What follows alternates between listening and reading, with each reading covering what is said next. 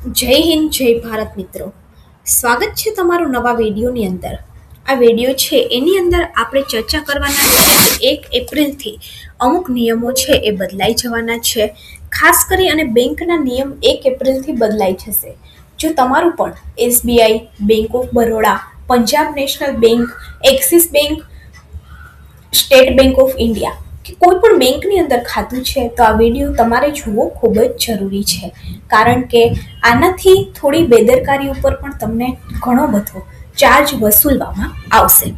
મિત્રો, વાત કરીએ તો જો તમારું પણ કોઈ પણ ખાતું બેંકમાં છે તો આ સમાચાર તમારા માટે મહત્વપૂર્ણ છે. 1 એપ્રિલ 2026થી દેશભરની અંદર બેન્કિંગ સંબંધિત ઘણા નિયમ બદલાવા જઈ રહ્યા છે. આનાથી તમારા બચત ખાતા, ક્રેડિટ કાર્ડ, એટીએમ ટ્રાન્ઝેક્શન ઉપર સ્પષ્ટ અસર પડશે અને તમને આ ફેરફાર વિશે અગાઉથી ખબર હોય તો તમે નુકસાનને પહેલેથી જ ટાળી શકો છો. મિત્રો, વાત કરીએ તો ભારતની અંદર હવે બેંકોના ડિપોઝિટ ઇન્સ્યોરન્સ માટે પ્રીમિયમ ચૂકવણી છે એ બદલવા જઈ રહી છે. નવા આરબીઆઈના ફ્રેમવર્ક હેઠળ હવે બેંકોની જોખમ પ્રોફાઇલના આધાર ઉપર પ્રીમિયમ નક્કી કરવામાં આવશે અને તેનો ઉદ્દેશ્ય સારું જોખમ સંચાલન કરનારી મજબૂત બેંકોને ઓછું પ્રીમિયમ આપી અને પ્રોત્સાહન કરવાનો છે. મિત્રો, વાત કરીએ તો આરબીઆઈએ જણાવ્યું છે કે 1 એપ્રિલથી બેંકોને નવી સિસ્ટમ હેઠળ ડિપોઝિટ ઇન્સ્યોરન્સ પ્રીમિયમ આપવું પડશે. એટલે કે જેને ડિપોઝિટ ઇન્સ્યોરન્સ અને ક્રેડિટ ગેરંટી કોર્પોરેશન લાગુ કરશે. ભારતમાં વર્ષ 1962થી flat rate deposit insurance system ચાલતી હતી. આની અંદર બધી બેંકોને એક સમાન પ્રીમિયમ આપવું પડતું હતું. હાલ મિત્રો, વાત કરીએ તો ₹100ની એક્સેસ ડિપોઝિટ ઉપર 12 પૈસા આપવા પડે છે. આ ઉપરાંત મિત્રો, વાત કરીએ બેંકના નિયમની અંદર ફેરફાર તો ભારતીય રિઝર્વ બેંકે બેંકોને એટીએમ ઇન્ટરચેન્જ ફી વધારવાની મંજૂરી છે આપી દીધી છે. જેના કારણે હોમ બેંક નેટવર્કની બહારના એટીએમમાંથી કોઈ પણ ઉપાડ અથવા તો બેલેન્સ ચેક કરતા પહેલા તમારે થોડોક વધારે ખર્ચ કરવો પડશે. પહેલા એટીએમમાંથી પૈસા ઉપાડતી વખતે ₹17 ચૂકવવા પડતા હતા, પરંતુ હવે તમારે ₹19 ચૂકવવા પડશે.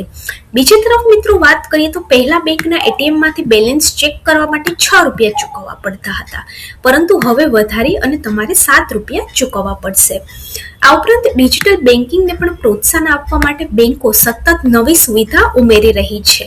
ગ્રાહકો ઓનલાઈન બેન્કિંગ દ્વારા પહેલા કરતાં વધુ સારી સેવાઓ મેળવી શકે છે. આ માટે બેંકો એઆઈ દ્વારા સંચાલિત ચેટ બોક્સ પણ રજૂ કરી રહી છે. ડિજિટલ ટ્રાન્ઝેક્શન્સને સુરક્ષિત બનાવવા માટે 2 ફેક્ટર ઓથેન્ટિકેશન અને બાયોમેટ્રિક વેરિફિકેશન જેવી સુવિધાઓ પણ બેંકો દ્વારા રજૂ કરવામાં આવી છે. મિત્રો, વાત કરીએ તો SBI, Punjab national bank, Canara bank જેવી ઘણી બેંકોને લઘુત્તમ બેલેન્સ સંબંધિત નિયમમાં ફેરફાર કરવામાં આવ્યા છે. અને આ બેલેન્સ તમારા ખાતા શહેરી, અર્ધ શહેરી કે ગ્રામીણ વિસ્તારની અંદર તમારું ખાતું છે તેના ઉપર આધાર રાખે છે. આ ઉપરાંત મિત્રો, વાત કરીએ તો નિર્ધારિત રકમ કરતાં ઓછી બેલેન્સ રાખવા બદલ પણ તમારે દંડ ચૂકવવો પડશે. આ ઉપરાંત ઘણી બેંકો હવે બચત ખાતા અને એફડી પરના વ્યાજ દરની અંદર ફેરફાર કરી રહી છે. હવે બચત ખાતા પરનું વ્યાજ ખાતામાં બેલેન્સ ઉપર નિર્ભર રહેશે. એટલે કે જેટલો બેલેન્સ વધશે તેટલું સારું વળતર પણ તમને મળશે. આરબીઆઈએ નિર્દેશ આપ્યો છે કે જો કોઈ ગ્રાહક ઈચ્છે તો તેનું હાલનું સામાન્ય બચત ખાતું માત્ર 7 દિવસની અંદર મૂળભૂત ખાતાની અંદર બદલી આપવામાં આવશે અને આ માટે ગ્રાહકે લેખિત કે ઓનલાઈન વિનંતી આપવી પડશે.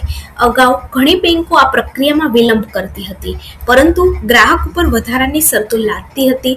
પરંતુ હવે આરબીઆઈએ નિર્દેશ આપી દીધો છે કે 7 દિવસની અંદર પ્રક્રિયા બેંકોએ પૂર્ણ કરવાની રહેશે.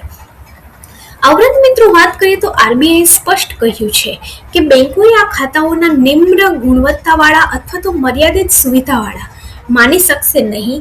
તેમાં પણ સામાન્ય બચત ખાતા જેવી જ સુવિધા મેળવી શકાશે. મિત્રો, વાત કરીએ તો ઘણી બધી સુવિધાઓ પણ મફત આપવાના છે. જેમ કે એટીએમ અને ડેબિટ કાર્ડ ઉપર અમુક વાર્ષિક ચાર્જ વસૂલવામાં આવે છે, પરંતુ હવે કદાચ તેના ઉપર કોઈ જ વાર્ષિક શુલ્ક કે રિન્યુઅલ ચાર્જ લેવાશે નહીં. ઓછામાં ઓછા 25 પાનાની ચેકબુક વર્ષ દરમિયાન આપવામાં આવશે. ઇન્ટરનેટ, મોબાઈલ બેન્કિંગ અને પાસબુક સ્ટેટમેન્ટ હવે તમે મફતની અંદર એક્સેસ કરી શકશો. ગ્રાહક દર મહિને 4 વખત એટીએમમાંથી મફત રોકડ ઉપાડ કરી શકશે. આ ઉપરાંત ડિજિટલ વ્યવહારની વાત કરીએ તો ડિજિટલ લેવડ દેવડ એટલે કે યુપીઆઈ અને એનઈએફટી વગેરે મારફતે ઉપાડવાની પણ હવે કોઈ મર્યાદા નહીં હોય. મહિનામાં ગમે તેટલી વખત તમે પૈસા જમા કરાવી શકો છો, એના ઉપર પણ કોઈ રોક લગાડવામાં નથી આવી. તો મિત્રો, આ હતા મોટા ફેરફારો કે જે 1 એપ્રિલથી લાગુ થવાના છે.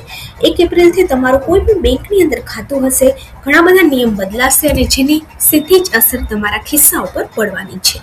જો વિડીયો સારો લાગે તો વિડીયોને લાઈક કરી દેજો અને આપણી ચેનલ ગવર્મેન્ટ સાથીને સબસ્ક્રાઈબ જરૂરથી કરી દેજો.